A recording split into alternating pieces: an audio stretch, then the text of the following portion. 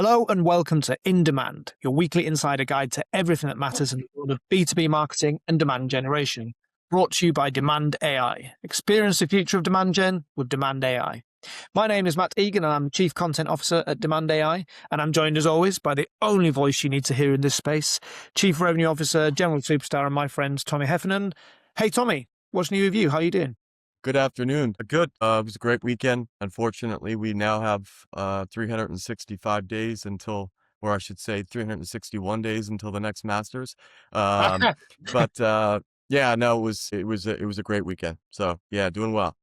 Excellent. Well, let's get straight to it. And this week's topic is a topic you and I could talk about for days, I would say, and that is the future and current and present and past, but specifically the future of lead generation. So it's a topic that every marketer cares about, but I think, and I want to hear from you on this because you're the one who's talking to customers every day, but I think few marketers feel that they've truly cracked lead generation, because today we've got more data, more tools, and more AI than ever before. But I think many teams are still asking themselves a pretty simple question, which is, who is my customer who's ready to buy? So let's start there, right? Lead gen has been a core part of B2B marketing for decades now. What, if anything, is changing right now that you're seeing? Yeah, well, for a long time, always, perhaps, volume was king. It was a mathematics game, right? It was a formula. If top of funnel content syndication performs on average at, 4.5 to 5.5 or 6% MQL to SQL,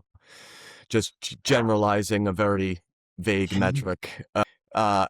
And it was just fill the top and let's move it through the bottom. Yeah. I think that lasted a lot longer than perhaps it should have, but we've been in an outbound economy for a very long time, right? Without disruption. And now we live in a zero-click economy, and it's a matter of not only finding the right people, but when the right people aren't even clicking, where do we even begin? And when we find them, what do we say? Because all of their early stage research is dark now. And we went from this place of, let's generate 10,000 leads a quarter. We know that they're going to convert at this percentage. Yeah. It creates this much qualified pipeline. And then, of course, we can forecast off of that. That's been flipped on its head, as you know, right? With LLMs and with what we see now as a more inbound motion. And yeah, it is a quality over quantity situation, but I think it goes beyond that, because when we talk about content, maybe I'm getting a bit too far ahead of I'm in front of my skis here, but I'd say there's a tremendous amount that's changed. So I'll just leave it at that.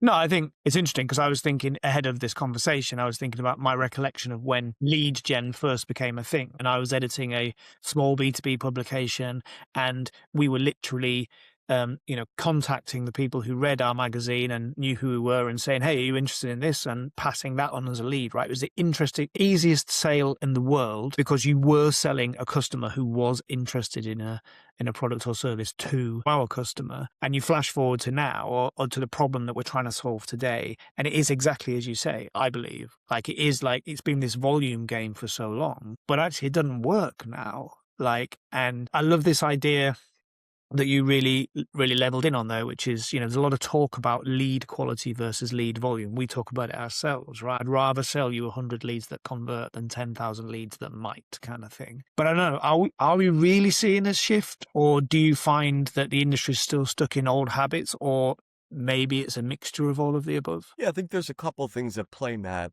The first that comes to mind is that every marketer who has been running these programs historically and will continue to, as things evolve, are very likely still being measured on legacy metrics. And this is a conversation that we've had at great length here at Demand AI, because we've even said so much as, maybe we're not even selling leads in 12 months. And I'll get tarred and feathered for saying that live, but I think it needs to be said, because what we're not giving you in opted-in consented leads, we're giving you in engagement analytics and answer engine data. And so we're not saying that, invest less into your demand gen strategy. We're just saying the investments need to change because the game has changed. And so there is a bit of friction's a really poor word to use because it has a negative connotation. But I think that there's something happening where marketers know where the future is. Yeah. They know that all of their future customers are typing a question in to Grok to Gemini, to ChatGPT, and they're getting their shortlist from that, but they're still getting measured on qualified pipeline built. Yeah. And so is it this careful dance right now where we're kind of balancing volume and quality? I think we're seeing a bit of that. Then there are some forward thinkers who are saying we're all in on the AI, we're all in on quality engagements versus a ton of them. I think it's really interesting, and I completely endorse everything you just said there. I think even beyond the KPIs thing, you have the situation where, and I was having this conversation with a friend of mine a few days ago who is on the other side. He runs a software company. It's difficult to tell somebody that the thing they're doing isn't optimal, right? You know, the product I've been selling you isn't, you know, perfect, right? And I think for a lot of organizations on the sales side, like it's difficult for them to suddenly say, all those leads we gave you before, yeah, they weren't as good as what we give you now. And on the buy side, if I'm the marketer, it's like, wait, you're telling me that the activity, the leads we were generating before weren't like the highest of quality. So I think there's a bit of that as well. Like, it's not just the KPIs, it's almost like a culture where, you know, we're having to say the old ways may not be the best ways and things need to change. That's difficult to do when you're inside it, I think. And I agree. I also see like some really smart, forward-thinking people who are ready to rip the whole thing up. Because to your point, and let's get the exclusive out of the way, we are not saying we won't be selling leads in a year's time. But what we will always do at Demand AI is support our customers in engaging with their customers. And we will do that the best way it can be done. And if that doesn't include selling leads at some point, then that will be what we do, kind of thing. Because fundamentally, it comes down to the same thing. And you said it yourself earlier, like our goal here is to build engagement with buyers on behalf of our customer. And a lot's changing. And again, you've hit on this already, which I love.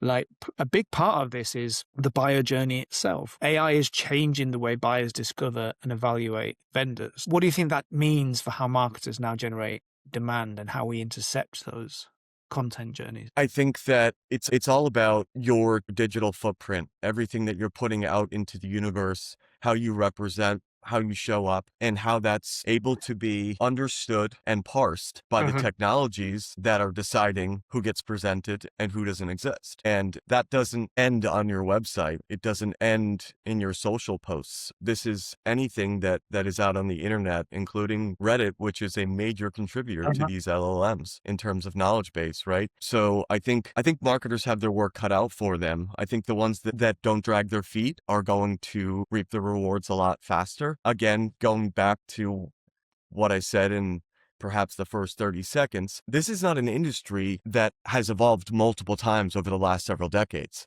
right? Consumer evolves rapidly, right? Yeah. B2C is a rapidly evolving, and they're typically 5 to 6 years ahead of the B2B trends, right? And so I don't think it's that crazy to see some hesitation, right? Or cause for pause in changing something that we've done for 20 years. There is discomfort in that. And so I think that could take some time. The message is clear and the answer is on the other side of the fence. So yeah, no, I think it's interesting actually, and again, with my content creator's hat on, and I really should get myself a content creator's hat because you're the hat you guy. really should. Yeah. Yeah. And I think it's another one of those situations where fundamentally nothing changes, but tactics, strategies change, platforms and technologies change all the time. And where we are now in terms of actually capturing engagement reminds me of where we were with sort of closed circulation magazines in the B2B space, which is that you could have a much smaller but very well defined and well engaged audience versus the Web 2.0 era of massive audiences that might not be as easy to identify and engage. And you're right, marketers do have their work cut out for them because it's now much harder to parse those search or social signals to understand where the buyer is and what their digital footprint is.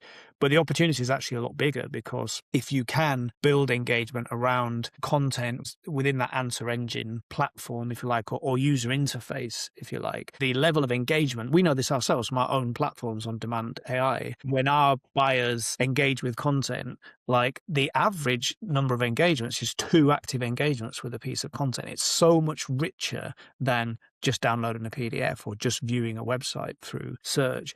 You just have to do the work to get there. And to one of your previous points, you have to understand that you might not get millions of people, but actually if you're getting hundreds and they're the right people, then the opportunity is bigger anyway, I think. Which brings us to another point, which is I think many teams are finding that they've got more data than they've ever had. And we talk about this often internally. More data isn't necessarily better, right? Without data, without insights is just space, basically. But why, and from what you're hearing from customers, why is who to target still such a difficult problem to solve for a lot of marketers?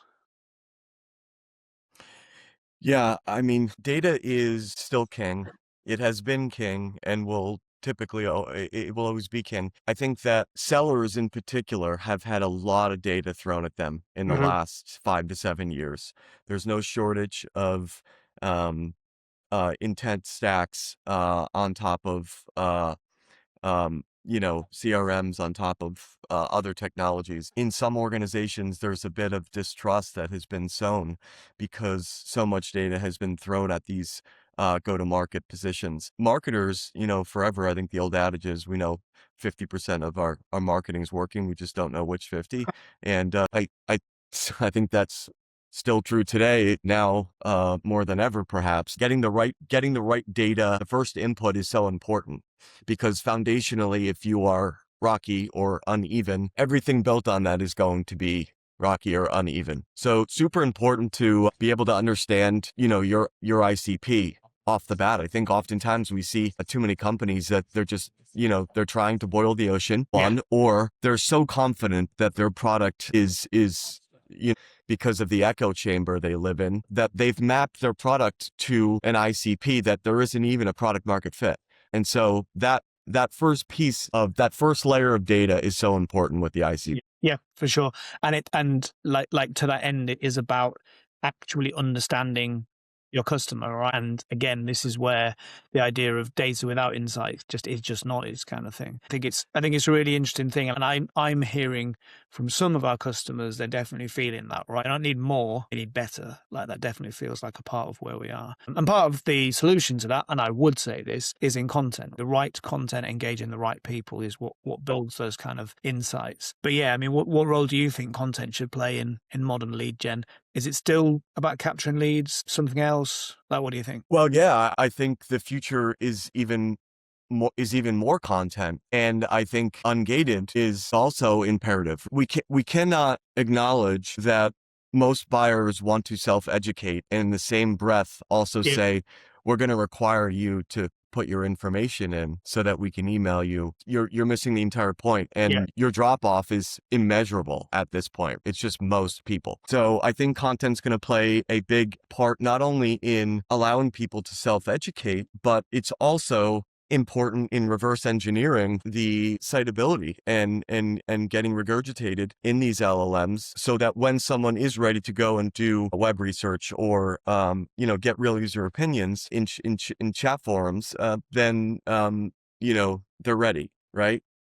yeah. No, completely. And to me as well, that is another of the points I wanted to talk about is that engagement with relevant content and with AI, it becomes a two-way street. We know this from our own platform. Like any piece of content we publish to our small language models, our users, our buyers, like can engage with, and they do engage using AI. And in doing so, they tell us what insights it is they're looking for, which does two things. Me as a content creator, I love it because if I can see signals that are coming from the audience about what they want from content, it means we can create more and more relevant content, up them more. But also as a marketer, it gives us that intent data, right? Which is a question I wanted to ask you. What does real buyer intent actually look like today? And can we help our audience of marketers distinguish genuine signals of intent from noise? This is like the hottest topic right now, and we actually just sent feedback to an agency about this, and they had asked, please share more on your intent story because the customer is going to choose the most robust, complex intent story. And the interesting part about that is if you're comparing answer engine data with traditional web signals, we're not talking about the same thing. And so I think establishing a new basis, like you said, what do you consider to be the new intent signal? What does it mean? And so I absolutely think that plain text prompting is one of the, I think it's the largest golden nugget that you could possibly uncover while understanding what your buyers are looking for, right? You're not only getting the ability to optimize your content and digital footprint as it pertains to driving LLM traffic, but you're also able to understand what they want to read about in this Yeah. self-education process. So I think answer engine data is peak. No, I completely agree. It always used to frustrate me that when we went from print to online, we went from advertising perspective, we went from dollars to pennies. And then when we went from online to mobile, we went from dollars to whatever's less than that, fractions of pennies. And the frustration to me was that the interaction you have with your cell phone is like much more intimate and closer and connected than anything else, kind of thing. And that's what I feel about answer engines as well. And it's not just plain text prompt, it's voice as well. Like you're literally getting someone to tell you what they're interested in with their own voice. Like that's incredibly powerful data, and used well, that is true buyer intent. It's real purchase intent. But and you know, again, we have spoken about this at length in the past, but harnessing that like is so rich when compared to kind of the sort of blast of scale data that we've seen. And it does require AI on both ends. It requires AI on the interface for the user, and it requires AI to parse the data. And we hear a lot of talk about AI and marketing. Everyone's doing something, right? And yet I seem to travel the world talking to people about this. And when you get down to it, like there's no kind of consistent approach here. So, you know, in your opinion, where do you think most organizations are getting AI wrong or right in their lead gen and their demand generation strategies? I think this is a great question coming off of the last one, because where some are getting it wrong is that they're using AI to capture and measure yesterday's tactics and signals, right? It's not enough to raise your hand and saying, we're using AI. It's like, well, but you're measuring things that we no longer measure, right? Collectively as an industry. And we've moved on from that. I think it's very important in this space to either build an AI native product to solve for that, or in leveraging partnerships like with Demand AI, ensuring that they are AI from the ground up. Pillars, columns, foundation. That is really, really important. And then, of course, measuring today's tactics and measuring today's signals is the most important thing. And can you do both? That's where they're getting it right. One of my favorite kind of analogies, it's like, it's the Henry Ford quote, right? Like, if I'd give the customer what they want, it would have been faster horses. I think with AI, I've seen a lot of people apply it to each part of an old process to try and build efficiency versus, to your point, from the ground up, using AI to do all of the things we want to do to build those engagement with buyers. Let me put it to you this way, right? If you were building a lead gen strategy from scratch today, if you're on that side of the table, what would you do differently to what you see around you right now? The first thing that I would do wouldn't involve actual demand capture or the procurement of opted in consented leads. I would set up an environment where I could send traffic to, analyze that environment, analyze the engagements across our content. I would then take those measurements along with any answer engine data that may be available, and I would be using that to optimize our entire content strategy. I would then break down any silos that there may still be between marketing and sales and bridge that gap emotionally and physically, because the game is completely different now. Sales needs to understand that we are no longer going to be sending you 300 leads each that are just top of funnel inquiries, so to speak. We're going to be sending you 5 leads with 3 pages of research on each lead. I think if there's no communication on that at all, this is not going to happen for a lot of companies. So yeah, that's where I'd start. Absolutely. So to the previous point, right? What you're talking about there is from fundamentals, from like, what is our goal here? Our goal here is to engage our future customers. And let's start from that, the first principle, rather than applying AI to an existing process or system. I think that's really smart. And I think it is what some of our smarter customers are starting to do. And not coincidentally, the platforms to do what you suggested there do happen to exist within Demand AI. So that's pretty good. So taking all of that together, let's ask our future question. This will be our Tommy's optimism scale question. You're an optimistic guy, but I always like to figure out how optimistic you are on a specific subject. But what do you think future lead gen will look like? How optimistic are you about it? And today, Tommy, I would like you to answer the last piece using the Beaufort wind scale, which raises from 0, calm, to 12, hurricane. Okay. Can I get the question again? How optimistic are you about the future of lead gen, given everything we've spoken about? It's a big question. Man, this is tough. I'm I'm really optimistic that lead gen will evolve and will be a big part of the future. Everyone needs to be connected with their future customers. That has been true for a long time. And so I'm very optimistic about this industry. It's just going to change. And if you're not already uncomfortable, you're not moving fast enough. So Yeah. get uncomfortable fast. So that sounds to me like it's a pretty windy day from a boat perspective. Yeah, I think so. I feel the same, right? Like it is that piece. It is the wrong question. I shouldn't have said how optimistic are you about the future of lead gen. I should have said how optimistic are you about the future of B2B marketing? And you answered the right question, because that is the point. Like, lead gen is a tactic. Customers will always need, our customers will always need connections with potential future customers. But that doesn't have to look like the traditional models of lead gen or demand generation, any more than advertising has to be a big billboard on the side of a freeway. Like, things have moved on and will continue to move on. And I love this idea of, if you're not uncomfortable, you're not moving fast enough. This is the industry to be in if you're cool with change, and has been for the longest period of time. Okay. So, like, wrapping all that up then, last question for any B2B marketers listening and watching to this today. I mean, you've kind of answered this, but how should they be thinking about lead generation? They should be thinking about lead generation in a much different way right now. Yesterday was also about getting as many eyeballs on your content as possible. And today it's about optimizing your content and getting it in front of the right people. And we're not going back. I can tell you that. Yeah. Yeah. For sure. Like if there's one takeaway, right, it's not more leads will drive more growth. It's that insight and engagement and have always been the key in this space. So my thanks to you, Tommy, for, as always, a great conversation. And thanks to everyone for watching and listening to In Demand, your weekly insider guide to everything that matters in the world of B2B marketing and demand generation. It was brought to you, as always, by Demand AI. Experience the future of demand gen with Demand AI.